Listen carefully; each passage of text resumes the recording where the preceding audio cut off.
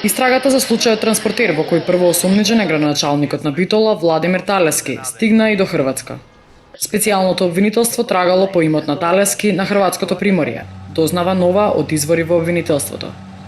Обвинителите истражувале информација дека градоначалникот на Битола Владимир Талески поседува куќа на море во Хрватска, која би била предмет на евентуална конфискација. Откако ги добиле сознанијата од оваа институција, испратиле барање до хрватските институции да проверат дали на име на Талески постои имот во оваа земја. Според изворите, хрватските власти одговориле дека на име на Талески нема имот во Хрватска, но не е исклучена можноста да постои имот на друго име, блиско до градоначалникот. Но ова неколку пати го бараше Талески за коментар дали тој поседува некаков имот во оваа земја, кој не е пријавен во анкетниот лист, но засега не успеавме да го добиеме на неговиот мобилен телефон. Талески заедно со општинскиот претседател на Комисијата за јавни набавки и група превозници се осомничени дека ги местеле тендерите за превоз на ученици, со што според СЈО општина Битола го плаќала најскапиот превоз во светот. За градоначалникот, освен куќен притвор, СЈО побара од судот да пресуди конфискација на имотот. Во интерес на надомест на штетата предизвикана со овие действија, што е секако врвен приоритет и на ово обвинителство, меѓутоа и на сите граѓани на Република Македонија, до судот ќе бидат поднесени предлози за изрекување на мерки против имотот. Талески според анкетниот лист поседува 2 стана во Битола, од 120 метри квадратни во вредност од 62.000 евра и стан на сопругата во вредност од 65.000 евра. Тој има и возило од 11.000 евра, накит од околу 6.000 евра и платежни картички од 60.000 евра. Толку биде запленет имотот на градоначалникот на Битола, тој ќе биде прв од сегашната власт чиј имот е одземен за да биде обештетена државата. Дуплите стандарди на правдата во Македонија особено им се од помош на политичарите. Дури и оние кои биле вмешани во големи корупцијски скандали, ретко резултирале со казна затвор или конфискација на имотот. Најпознат е случајот на Драган Даравелски, чиј имот е конфискуван и продаден, за потоа да се обештети државата. Тој беше во бегство 1 деценија во Србија и неговата екстрадиција е во тек. Судот одлучи дека тој направил штета од 103 милиони денари, па со продажба на станови и деловен простор во Скопје и Куманово штетата делумно е покриена. Иако веќе долго време ја имаме таа правна институционална рамка, многу малку до сега гледаме дека судовите изрекле мерка конфискација. Ако ние имавме во сите овие години колку што имаме конфискацијата како мерка во законот или перењето пари како кривично дело, ако вежба институциите, судовите, да ги применуваат одредбите за перење на пари еве во случаите на трговија со луѓе, во случаите на трговија со друга, во другите типови на кривични дела и да определуваа мерка конфискација на имот стекнат, ќе имавме правна практика за да кажеме еве вака до сега делувале институциите. Ајде да видиме сега во овие ситуации кога имаме економски, финансиски криминал, комплексни ситуации на перење на пари за кои што гледаме дека се правени голем број на различни шеми и така натаму. Како тоа сега ќе го активираме за да стигнеме до нешто ефикасно. Проблемот кај нас е што воопшто не заживеа тие механизми. Најголем случај на обештетување на државата заради даночно затајување беше одземањето на имотите на осудените за случаите Јака Таба Карадовиш и Тутунски комбинат Прилеп, кој надомести штета од неколку милиони евра.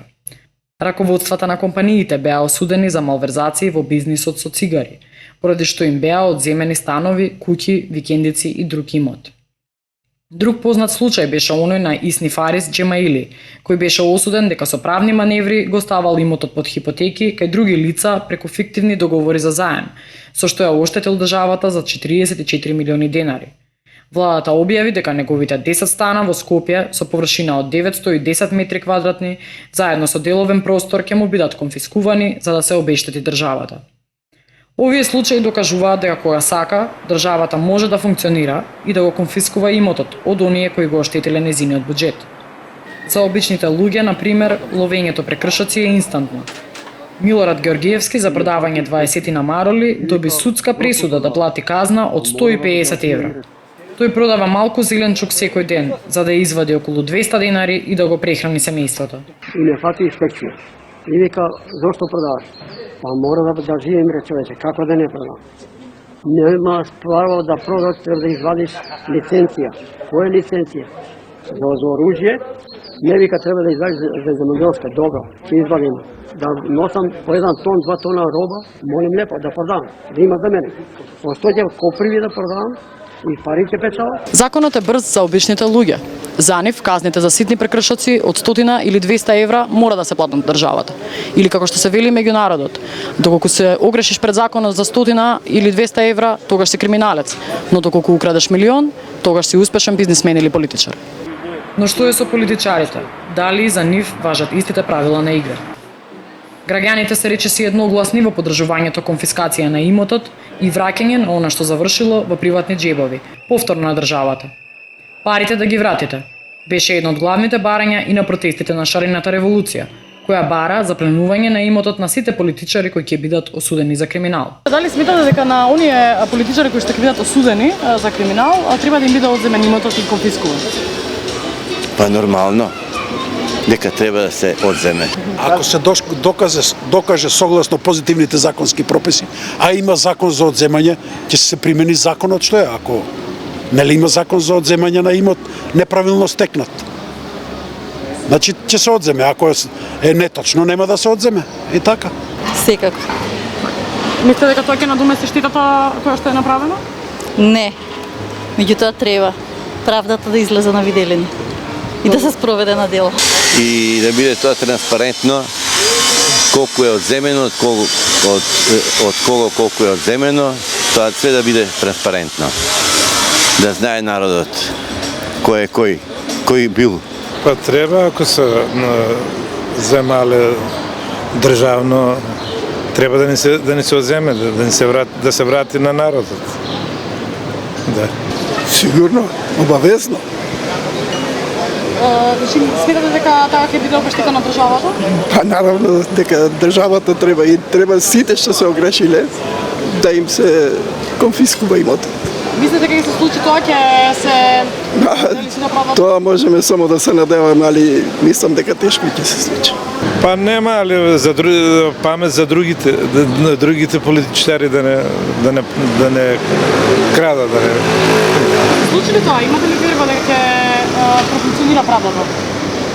Па може би, али тешко. Тешко со оваа влада сега што се овие функционери, тешко. Доста искрадено. И би се обештетила државата. Сепак, досега, имотот на ниту една голема риба од политиката не бил конфискуван. Експертите велат дека, иако правната регулатива за конфискација на имот е релативно добра, во Македонија се зависи од политичката волја за функционирање на правниот систем. Конфискацијата, за жал, не е до крај дефинирана во Република Македонија. Самата конфискација е предвидена да ја прави судот. Постојат искуства во други држави каде што тоа се прави на друг начин. По примерите има и во Бугарија, Хрватска, Србија и така натаму, каде што постојат посебни тела кои што прибираат податоци за комплетната имотна состојба на лицата кои што се осомничени, за да после правосилна судска пресуда, кога паѓа презумцијата на невиност, се отвара една граѓанска постапка каде што се докажува целокупно целокупниот имот кој што е собран како информација на групата, на лицето или групата која што е веќе осудена, и теретот на докажување на осудениот, да докаже како го стекнал. Она што ќе докаже дека е стекнато на легален начин му останува. Се што нема да докаже како го стекнал на легален начин, автоматски државата го одзема. Еден таков механизам на Македонија и недостасува. Од моја страна беше предложен уште во 2009 година до врвот на ВМРО-ДПМН до владата, но за жал беше одбиен и немаше слух за таква работа. Со надлежните во агенцијата која управува со одземениот имот е речиси невозможно да се стапи во контакт. Иако неколку пати побаравме средба со новиот директор на оваа институција, Арсим Азири, оттаму цело време повторуваа дека тој не е тука и не знаат кога ќе може да ни даде изјава. Не е одговорија ниту на нашите прашања за тоа колку неплатени средства од постапките кои ги водела има агенцијата за управување со одземен имот и каков имот досега е одземен.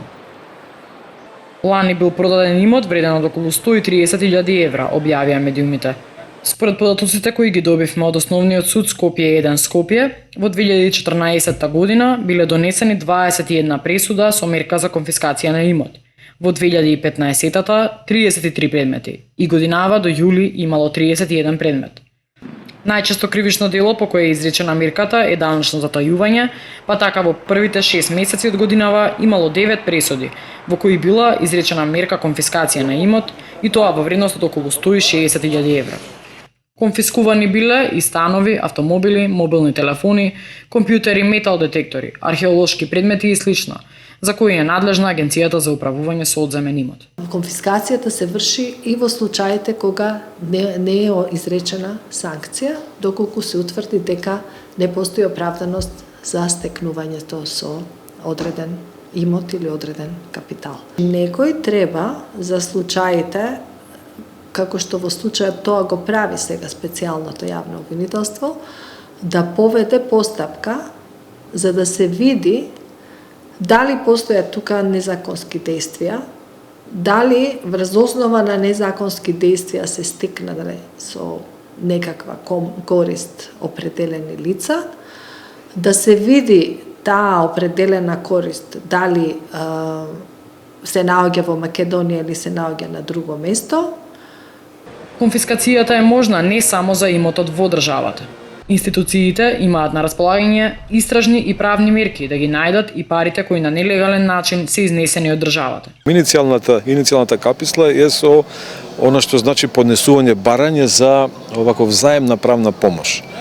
И сега доколку се, да кажеме, успее во тие, значи, земји, замолници, кај што се едноставно смета дека е криминално стекнатиот имот однесен, а ако се успее да се замрзнат парите таму, видите, ова не значи дека тоа е овако завршена, значи, работата. Значи, за да тие пари бидат повратени назад, овдека потребно е во земјата барател, во, значи, конкретниот случај ние, да има за тие, речеме, конкретни предмети, правосилна судска пресуда. Не постои работа која што не може да биде решена доколку постои сериозна политичка волја, доколку е отворена активна судска постапка преку меѓународна правна помош, постои можност да бидат точно лоцирани тие пари, пронајдени, а легислативата во Република Македонија во моментот во делот на конфискација е добра, но постои неопходност од одредено подобрување на самата легислатива до прецизирање на одредени работи. Целта на перачите на пари е да им помогнат на учесниците во криминалот да ги сокријат парите од можноста за една конфискација. Значи, целта е на перењето на пари е да се заметне трагата за да не може утре да ми конфискуваат. А некогаш за заметнување на трагите се користат и офшор фирми. Меѓутоа не значи дека секогаш офшор фирмите се отворени само за таа намена. Познатиот романски истражувачки новинар Пол Раду вели дека и успехот во откривање на ваквите активности во голема мера зависи од умешноста на обвинителите да ги следат трагите на парите. The reality is that usually the money is not in the offshore haven. So реалноста е дека обично парите не се на офшор ревите. Може да имаат компанија регистрирана на Кајманските острови или Панама или Кипар, например. Но обично банкарските сметки се на друго место. Може да се во Лондон, може да се во Швајцарија. Една работа која ја прават овие измамници е дека знаат дека не може да ги стават нивните пари во средина која не е стабилна. Например, ако крадете од Македонија или од Русија, знаете дека не може да ги криете парите на исто место, затоа што има други крадци на истото место.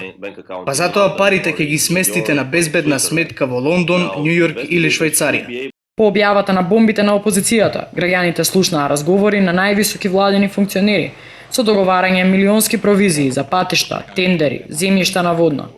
За да биде задоволена правдата во Македонија, јавноста не бара само казни затвор за оние кои ќе бидат осудени, туку и оној што крадел да ги врати парите на државата.